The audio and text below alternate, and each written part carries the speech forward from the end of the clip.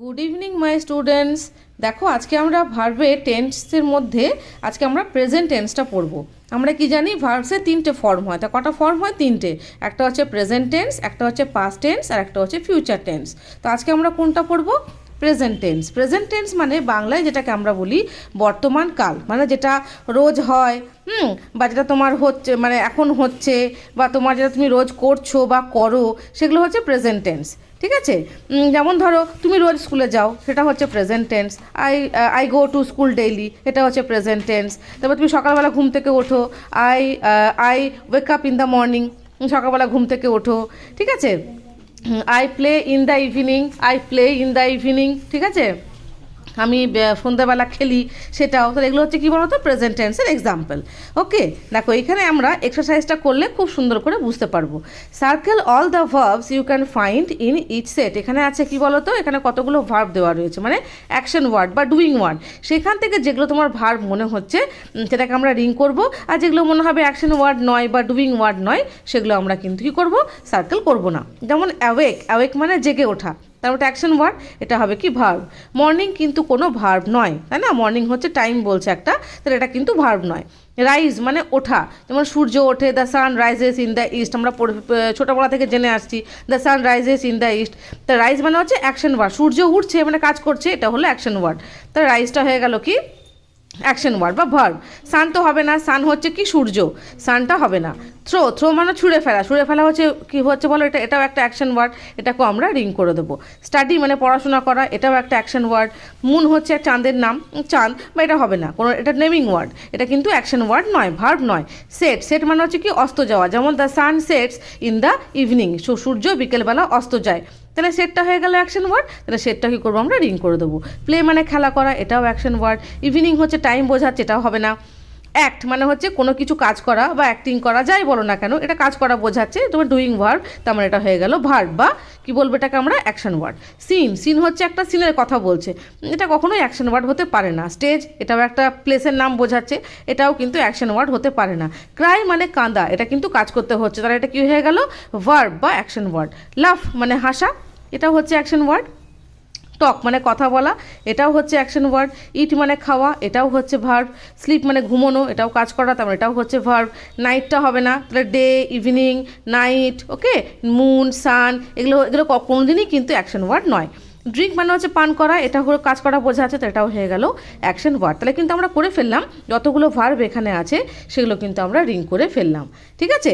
চলো এবার আমরা দেখছি প্রেজেন্ট টেন্স। তাহলে এখানে যতগুলো ভার্ব আমরা পড়লাম এগুলো সব কিন্তু প্রেজেন্ট টেন্সই রয়েছে, তাই না? এগুলো সবই কিন্তু প্রেজেন্ট টেন্সে রয়েছে, মানে কি? বর্তমান কালের রয়েছে। কি করে রয়েছে দেখো, এগুলো যখন সেন্টেন্স এই ভার্বগুলোকে আমরা পড়বো তখন কিন্তু বুঝতে পারবো। যেমন ধরো, my father and mother always bring, bring হচ্ছে এখানে action word, their own mats to the yoga class. বলছে বাবা আর মা রোজ দিনই মানে রেগুলারলি কী করে, যখন যোগা ক্লাসে যান তখন কিন্তু কী নিয়ে যান? নিজের নিজের যোগা ম্যাটটা নিয়ে যান, তাহলে এটা ব্রিং, রোজই করেন, তাহলে ব্রিংটা হচ্ছে এখানে প্রেজেন্ট টেন্স, আর এটা হচ্ছে প্রেজেন্ট ফর্মে রয়েছে। ভার্বটা কোন ফর্মে রয়েছে? প্রেজেন্ট ফর্মে রয়েছে। দেখো, আর যদি মা যদি একা যায়, বাবা যদি একা যায়, তাহলে কী হবে? ব্রিংস, এস থাকবে ভার্বের পাশে, এটাও কি হচ্ছে কি? Present tense. ডগস, মাই ডগস অলওয়েজ, কুকুরগুলো কী করছে? কাম, ছুটে আসে, কাম, কাম হচ্ছে কি বলবো বলো? কামটা হচ্ছে কিন্তু এখানে অ্যাকশন ওয়ার্ড।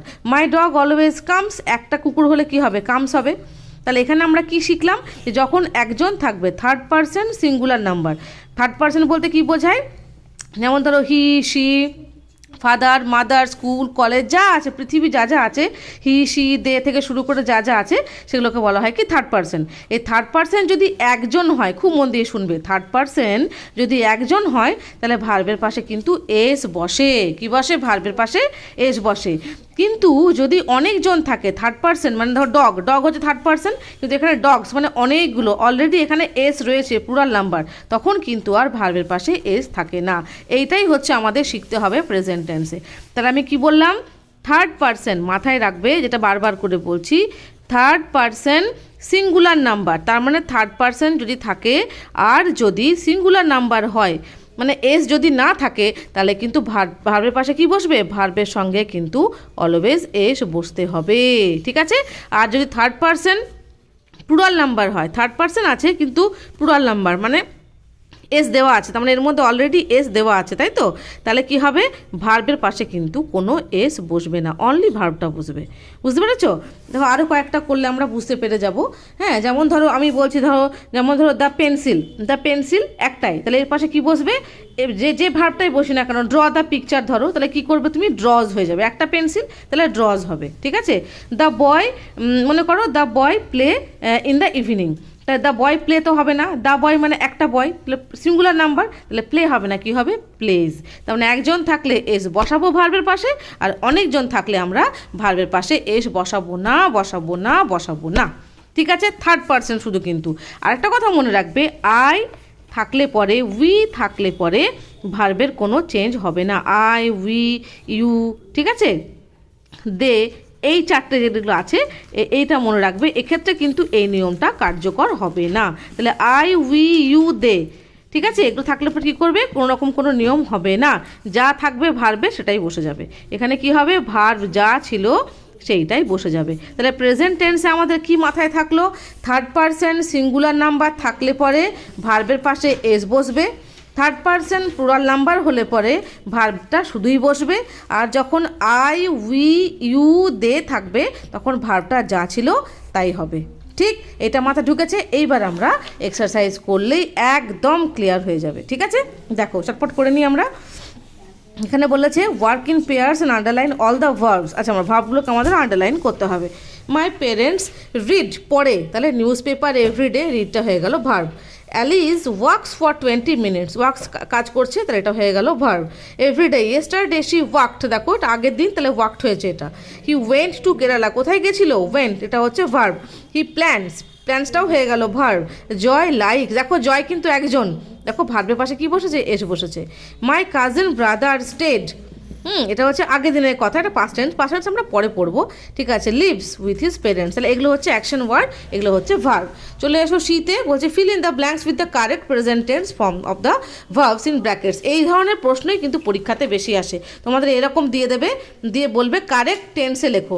এটা যেমন শুধু প্রেজেন্ট টেন্সে করছো, পরীক্ষার সময় প্রেজেন্ট টেন্সও আসতে পারে, আবার 3 রকম টেন্স মিলিয়েও আসতে পারে, একটু বুদ্ধি করে করতে হবে। আজকে আমরা শুধু প্রেজেন্ট টেন্স যেহেতু শিখছি, প্রেজেন্ট টেন্সটাই করবো। ওকে, দেখো এইবারে বুঝবে, কি বলেছিলাম, থার্ড পারসন, আমি আবার লিখে দিচ্ছি এখানে, থার্ড পারসন যদি সিঙ্গুলার নাম্বার থাকে তাহলে কি হবে, ভার্বের পাশে এস বসবে, এটা আমরা লিখে নিলাম। আর থার্ড পারসন যদি প্লুরাল নাম্বার থাকে, থার্ড পারসন আর যদি প্লুরাল থাকে তাহলে কি হবে, এস বসবে না, এস হবে না, এখানে কিন্তু এস হবে না, শুধু ভার্ব বসবে। দেখো মাই নেবার্স ডগ, ডগ কটা আছে,